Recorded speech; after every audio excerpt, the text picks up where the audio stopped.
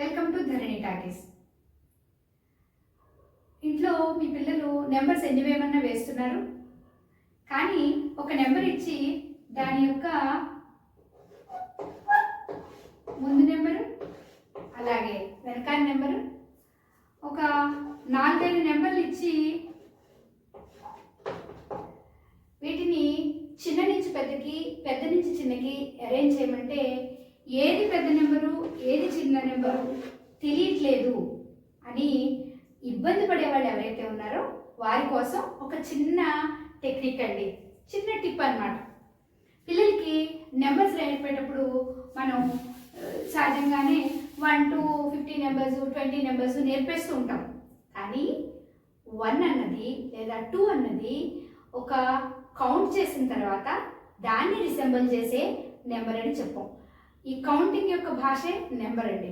For example, మనం చిన్నోళ్ళకి 3 నేర్పేటప్పుడు ఎప్పుడు మనం ఎలాగో 1 to 3 రైమ్స్ నేర్పిస్తాం. 1 2 బక్లమేషు, 3 4 షట్ ద డోర్. ఇలాగా మీరు ఎప్పుడు మాట్లాడినా కౌంటింగ్ నెంబర్స్ రెగ్యులర్గా వచ్చే రైమ్స్ చెప్తూ ఉంటాము. 1 2 3 అని కౌంట్ చేస్తూ ఉంటాం. వాళ్ళకి 1 తర్వాత 2 2 తర్వాత 3 అన్నది రిజిస్టర్ అయిపోతుంది. కానీ ఎందుకు 1 తర్వాత 2 2 తర్వాత 3 లేదా 3కి ముందు 2 అని మనం అనుకోవాలి అన్నది పిల్లలకి ఎలా నేర్పాలంటే, మీరు ఎప్పుడైనా 2 లేదా 3 1 to 9 నెంబర్స్ నేర్పేటప్పుడు కొంచెం కేర్ఫుల్గా మీరు 1కి 2 సార్లు ఇలాంటి ప్రాక్టీస్ చేస్తే ఇంకెప్పుడు నెంబర్స్లో కన్ఫ్యూజన్ పిల్లలకి రాకుండా ఉంటుందండి. చాలామంది నెంబర్స్ వేస్తారు కానీ దాని యొక్క వాల్యూ తెలియట్లేదు అన్న వాళ్ళకి మీరు 1 2 ఇది దిస్ ఈస్ ఈ 2 నెంబర్స్, ఈ 2 పిక్చర్స్ లేదా 2 థింగ్స్ ఏవైనా 2 ఉంటే దాన్ని రిసెంబుల్ చేయడానికి మనం వాడే భాష ఈ నెంబరు అని చెప్పాలి అండి.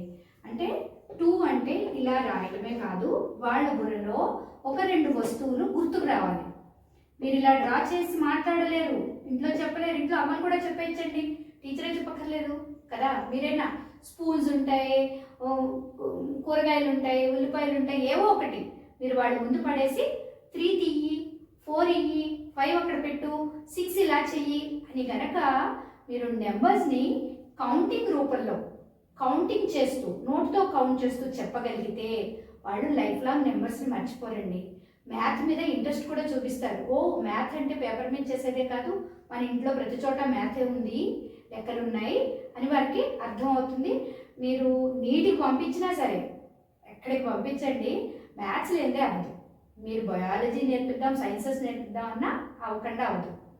చాలామంది పిల్లలకి మార్కులు వచ్చేస్తాయి, మీరు పిలిస్తే ఈ నెంబరు ఎన్ని 10s ఉన్నాయి, ఎన్ని 1s ఉన్నాయి అవి చెప్పలేకపోతూ ఉంటారు. ఎందుకంటే చిన్నప్పుడు ఈ కాన్సెప్ట్ మనం సరిగ్గా చెప్పక.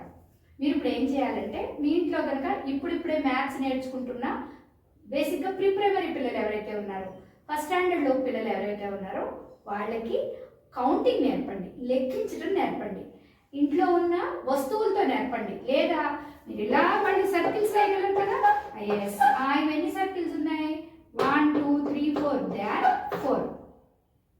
అలాగే ట్రయాంగిల్స్ హౌ మెనీ చూడండి, 1 2 3. మీ చేతిలో స్కెచ్ పెన్స్ ఉంటాయి, స్కెచ్ పెన్ క్యాప్స్ ఉంటాయి, పెన్సిల్స్ ఉంటాయి, స్లేట్ పెన్సిల్స్ ఉంటాయి, బుక్స్ ఉంటాయి, ఆఖరికి దేవుడి దగ్గర పెట్టే పూలు ఉంటాయి. మీరు దేనితో కౌంట్ చేయించిన వారానికి 1-2 రోజులు ఇలాగ కౌంటింగ్ కనుక నేర్పించారంటే పిల్లలకి కౌంటింగ్ నెంబర్స్ యొక్క మీనింగ్ వాళ్ళకి అర్థమవుతుందండి. 4 అంటే ఏమిటి, 3 అంటే ఏమిటి అన్నది మీరు 3 అనగానే వాళ్ళు 3 థింగ్స్ ఏవో ఒకటి ఊహించగలిగేలా చెప్తే వాళ్ళకి అది లైఫ్ లాంగ్ ఉంటుందన్నమాట. మ్యాథ్స్ చూడటానికి ఈజీగా కనిపించినా లాజిక్ వెళ్ళకపోతే దానివల్ల ప్రయోజనం ఉండదు. అలాగే single digit number, double digit నెంబర్ని మనం ప్రీ ప్రైమరీలోనే ఇంట్రడ్యూస్ చేయాల్సి వస్తుంది. 0 to 9 తర్వాత 10లో పంపించేస్తాం. Single digit number, double digit number 2 నెంబర్లు ఇస్తే దేని సింగిల్ డిజిట్ దేని డబుల్ డిజిట్ పిల్లలకి ఎలా తెలుస్తుంది, ఎలా చెప్పాలి చూడండి. సింపుల్ టెక్నిక్, ఇటు ఇటు ఇటు పక్క ఇటు పక్క ఎవరు ఫ్రెండ్ లేకపోతే ఒక్క నెంబరే ఎలోన్గా ఉంటే ఇది సింగిల్ డిజిట్ నెంబర్ అని చెప్పచ్చు. అటు ఇటు ఎవరు లేకపోతే ఒక్కళ్ళే ఉంటే అది సింగిల్ డిజిట్ నెంబర్. మీకు అటు ఇటు ఎవరైనా ఫ్రెండ్ ఉన్నారనుకోండి, అది డబల్ డిజిట్ అవుతుంది అని చెప్పచ్చు. ఈ డబల్ డిజిట్ వచ్చింది కదా, ఈ డిజిట్కి ఈ ఫస్ట్లో ఉన్న ఇది యూనిట్స్ అని నేర్పుతారు, వన్స్ అని నేర్పుతారు. ఈ ప్లేస్లో ఉండే ఈ గ్రూప్లో ఉండే ఫ్రెండ్స్ పేరు వన్స్ యూనిట్స్ అయితే, ఇక్కడ ఉండే ఫ్రెండ్ పేరు టెన్స్. మీరు అలాగే ట్రిపుల్ డిజిట్ నేర్పుదాం అనుకున్నారు అనుకోండి, ఇది 100, ఈ ఫ్రెండ్ పేరు 100. ఇవన్నీ కూడా రాస్తేనే వచ్చేవి కాదండి, వారికి చెప్తే వచ్చేవి, వారి బుర్రలో ఉండిపోవాలి. లైఫ్ లాంగ్ మ్యాథ్ లైఫ్లో దేనికైనా సరే, నువ్వు ఎన్నింటికి స్కూల్కి వెళ్తావు అని టైం కౌంట్ చేసే దగ్గర నుంచి, నువ్వు నేను పెట్టిన 3 బాక్సులు అన్నం తిన్నావా, వాటర్ బాటిల్ ఫుల్ది కంప్లీట్ చేసుకున్నావా, ఆ ఫుల్ హాఫ్ దగ్గర నుంచి కంప్లీటెడ్ ఇన్కంప్లీట్ దాకా భాషలో ప్రతి దాంట్లోనూ మ్యాథే ఉంటుందండి. ఆ మ్యాథ్ అంత ఈజీగా పిల్లలు డైజెస్ట్ చేసుకోవాలంటే మ్యాథ్ని ఇలా మాట్లాడుతూ నేర్పండి. రాస్తూనే కాదు, మాట్లాడుతూ కూడా పిల్లలకి చెప్పచ్చు. ఇది టీచరే అక్కర్లేదు, అమ్మలు కూడా, చిన్న పిల్లలు ఉన్న అమ్మలు కూడా ఈ పద్ధతిని కొంచెం ట్రై చేసి చూడండి. పిల్లలకి నెంబర్స్లో ఉన్న కన్ఫ్యూజన్ తగ్గుతుంది. Thank you.